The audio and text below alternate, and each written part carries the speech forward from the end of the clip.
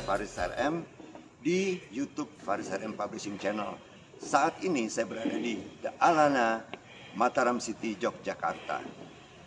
Sahabat, akhir-akhir ini banyak pemberitaan kita diisi oleh permasalahan yang menuai pro dan kontra di masyarakat. Kalau kita ingat beberapa peristiwa, misalnya pernikahan lintas agama, kemudian ada juga masalah legalisasi ganja untuk kepentingan medis, ya. Terus masih banyak lagi juga, tak lupa jelang pemilu 2024 banyak sekali menuai pro dan kontra di kalangan politik. Itu saya nggak berani kutak-atik.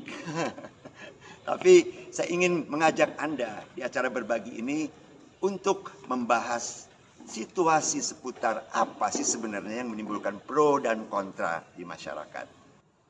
Masalah pro dan kontra sebetulnya adalah masalah yang biasa.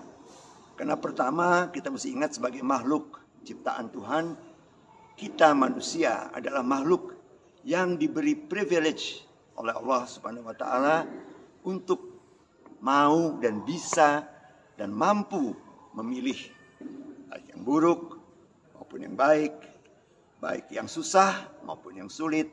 Semuanya demi mencapai keseimbangan sehingga insya Allah kita semua akan memperoleh sirotol mustaqim atau jalan yang lurus. Nah, disinilah justru kuncinya, gitu ya.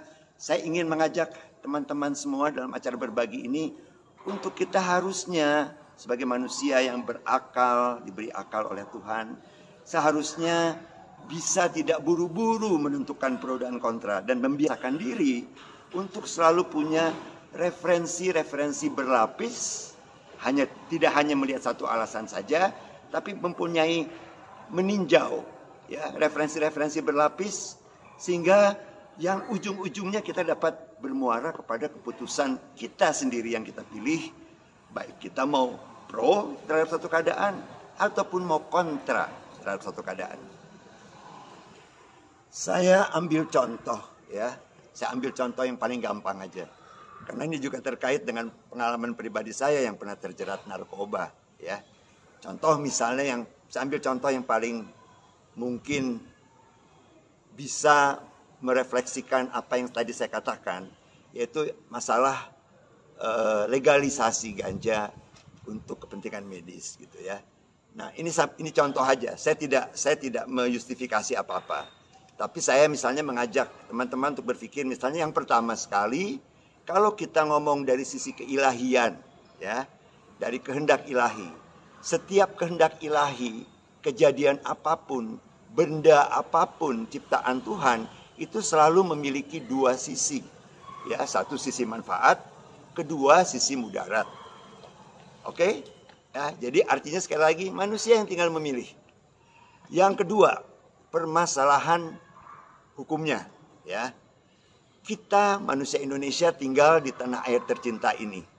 Dan setiap pemerintah tentu saja memiliki kebijakan, membuat aturan yang tujuannya tentu saja untuk demi kesejahteraan manusia, masyarakat yang tinggal di negara ini.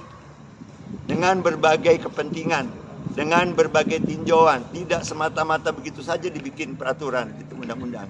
Itu memerlukan dialog, ya, pemikiran antara mereka, para manusia, para pihak-pihak yang berwenang lah, para pihak-pihak yang berwenang di negara ini untuk membuat peraturan. Itu yang kedua, ya. Yang ketiga juga tidak boleh dilupakan bahwa kalau kita mau meninjau undang-undang, peraturan yang dibuat pemerintah, yang dilarang itu selalu sifatnya adalah yang penyalahgunaan. Ya, dalam undang-undang narkotika, penyalahgunaan narkotika.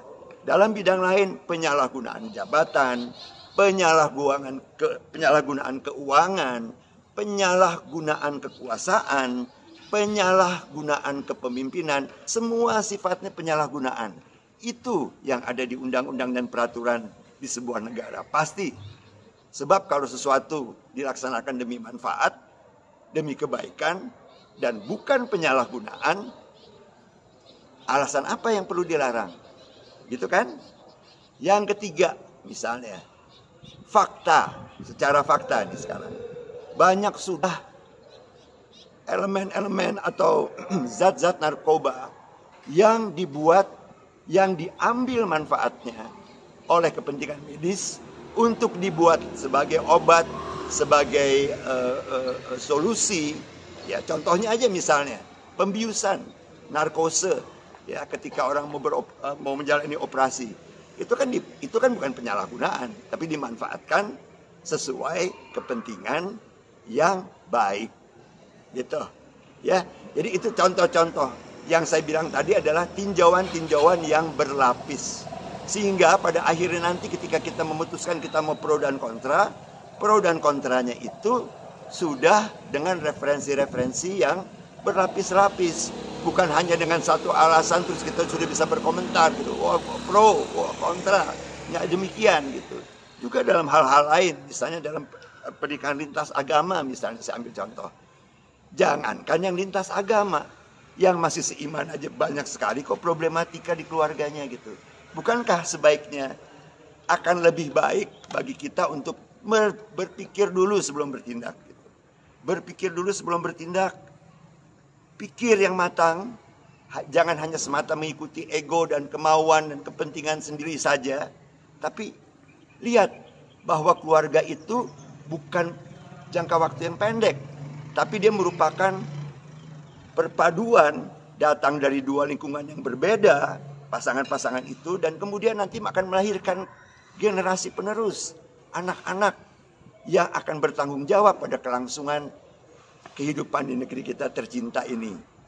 Jadi ingat sekali lagi, sebelum menentukan pro dan kontra dalam setiap peristiwa, selalu jangan hanya berdasarkan satu lapisan alasan, tapi lihatlah berbagai referensi dan alasan. Insya Allah kita menjadi manusia yang lebih bijak. Jadi kalau saya boleh kasih pandangan dan quote untuk penutup berbagi kita kali ini, saya cuma bisa bilang, jangan pernah takut menghadapi berbagai pembelajaran hidup. Karena bahkan kesalahan sekalipun itu kita perlukan untuk menemukan kebenaran yang sejati. Saya Faris RM untuk YouTube Faris RM Publishing Channel. Sampai jumpa sahabat, salam sehat dan berkah. Insya Allah kita senantiasa selalu dituntun di jalan yang lurus oleh Allah Subhanahu wa Ta'ala. Assalamualaikum warahmatullahi wabarakatuh.